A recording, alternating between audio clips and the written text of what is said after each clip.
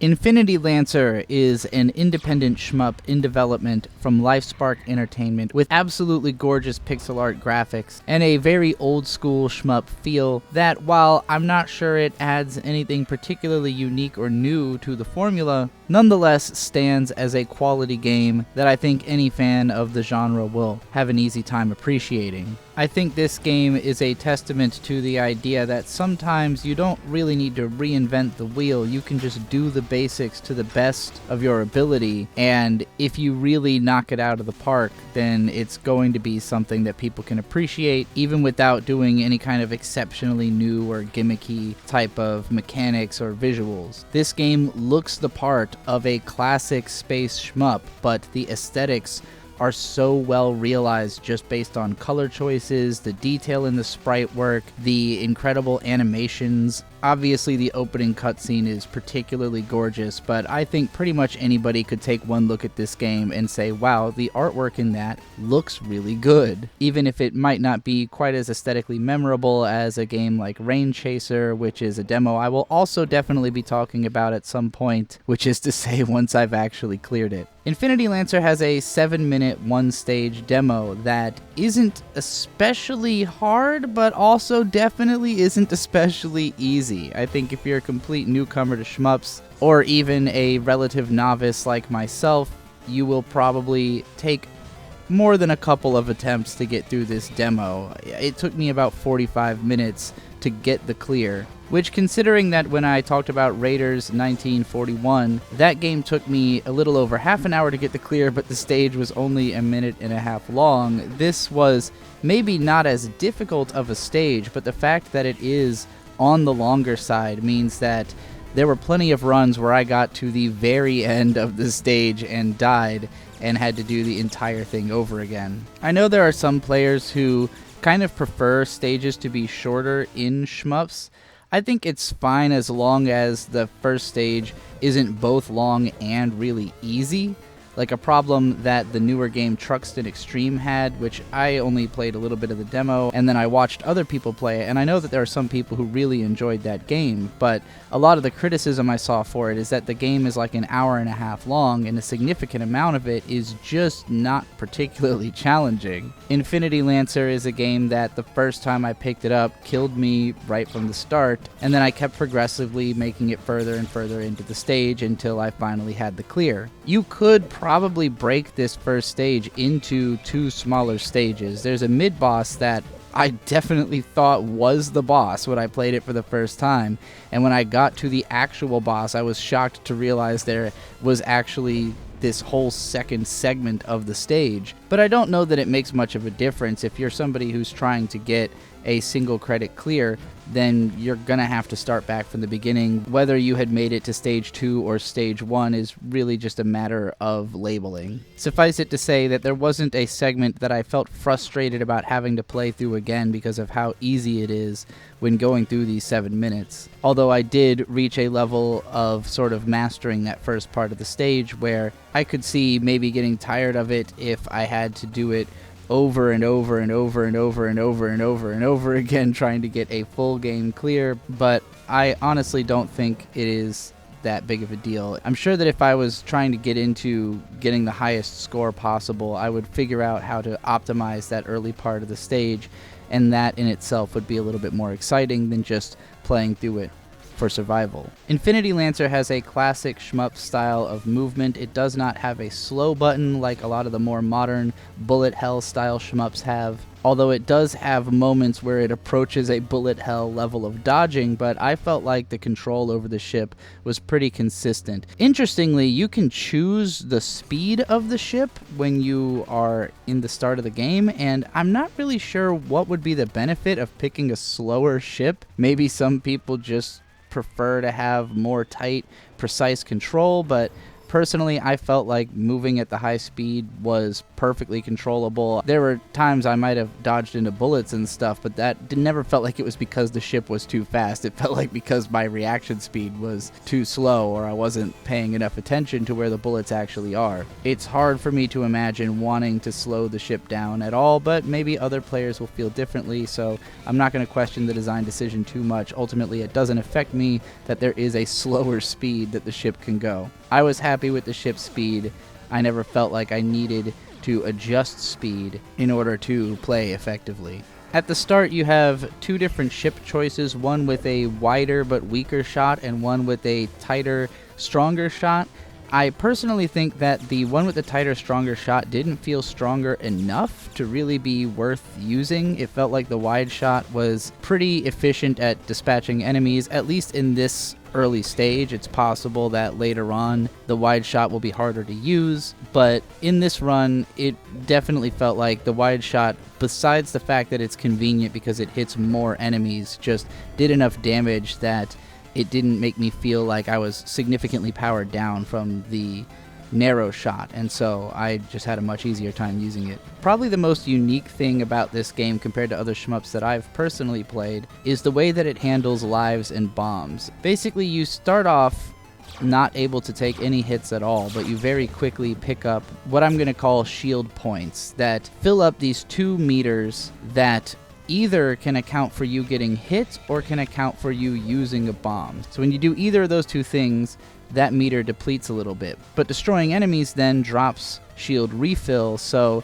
depending on what enemies you're destroying and in what way, you might gain back the ability to use your bombs and shield, but you can never get more than 2, at least in the span of this demo. I don't know if there will be extends for those things later into the game, but for now you are pretty much always limited to 2 bombs or 2 hits or 1 of each. So if you are a very effective player who's not getting hit a lot, you will have more opportunities to use more bombs. And if you are a less effective player, then while bombs might get you out of a sticky situation, they also are taking away your ability to get hit. It's an interesting trade-off because it makes it seem like bombing isn't so much of a defensive maneuver as it is purely an offensive maneuver that you would use to gain more points or clear the screen more quickly, or just generally something that if you are a better player, you will use more bombs, whereas usually the thought is kind of that a weaker player will need to use more bombs because they're trying to save themselves more often. But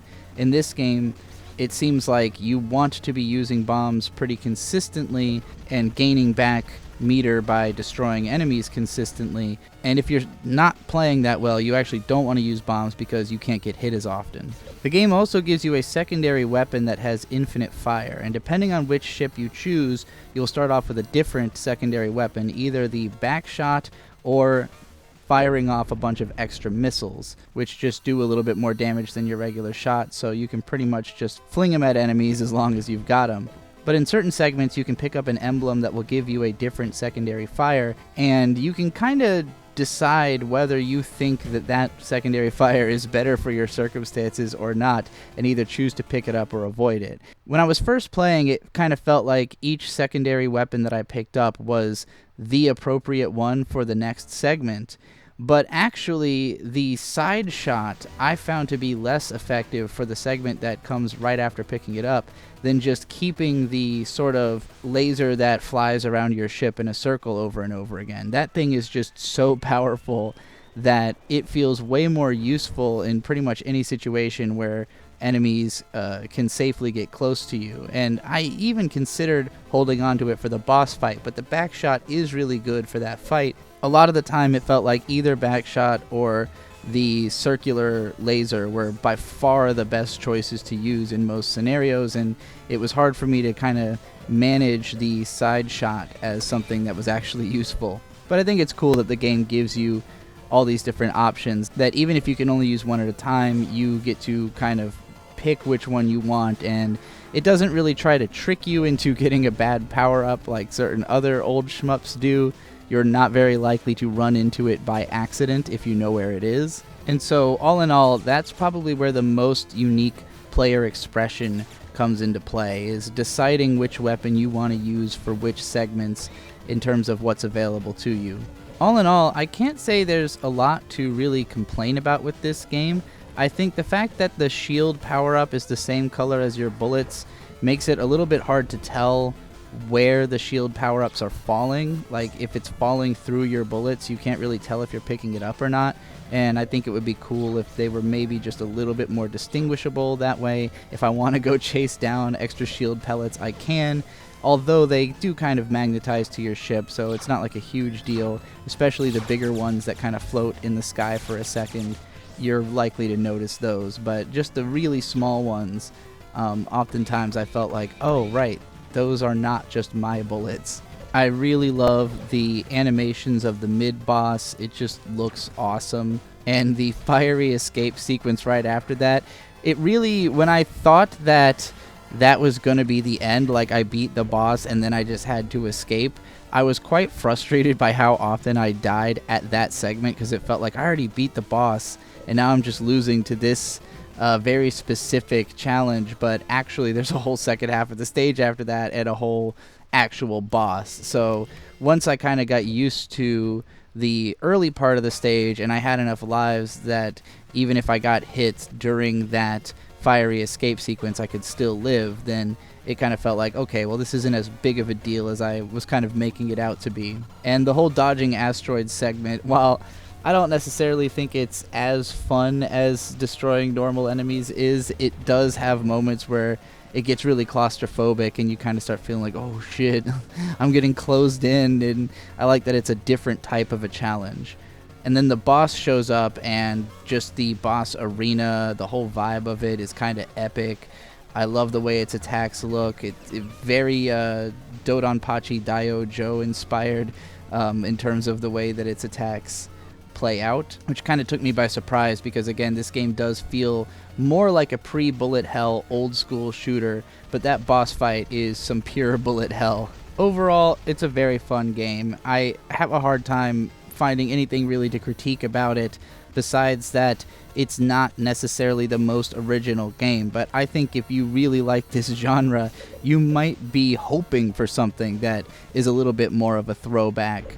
I think it's a shame that games like Truxton Extreme are using this very modern looking kind of like Unity engine aesthetic that I don't think hits as hard as old school pixel graphics. And maybe it's harder to do something that actually looks this good, but this is what was so cool about those old arcade games, is that they look gorgeous and they're fun to play. And when you're running a game over and over and over again, the aesthetics are going to do a lot to carry your interest. And so even if this isn't necessarily my favorite aesthetic game, the fact that it looks as nice as it does is a big part of what's going to compel me to want to play this all the way through, and what makes it feel like it actually lives up to the legacy of classic old school pixel art shmups in a way that some of those other newer revivals just don't have the feel to me. I don't think they'll stand the test of time the way that some of the classics do, because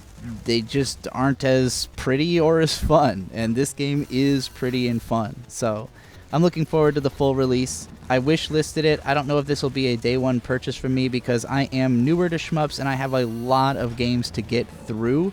There are other games that I'm a little bit more excited about than this one, but I can definitely see having it on the back burner as one of those games that I will eventually check out. And I think pretty much everybody who loves this genre is likely going to be a day one purchase of this game, just on account of how gorgeous it is and being fun to play and being an old school shmup that is such a rare genre these days. Anywho, I'm Bomber Girl. This is my shmup channel. I have channels dedicated to many different genres of video games. I just created an action games channel called Get Action. I have Bomber Girl Vera, where I just talk about cozy games, and I have Radiant Precious Gems, where I talk about RPGs, Halo on PlayStation, which is my gamer hot takes channel, and I also run like 20 other YouTube channels that aren't video game related, which are all found on the link tree in the description. I'm still working on Blue Revolver. Once I actually beat that game, I'm going to make a very long video about it, and I'm also working on the Rain Chaser demo, which I have put several hours into and still not completed. But once I finish those games, I will have videos about them, and I might end up talking about other shmups or demos on my way to finishing those. We'll see. Thanks again for watching, and I'll see you in the next one. Shmups forever.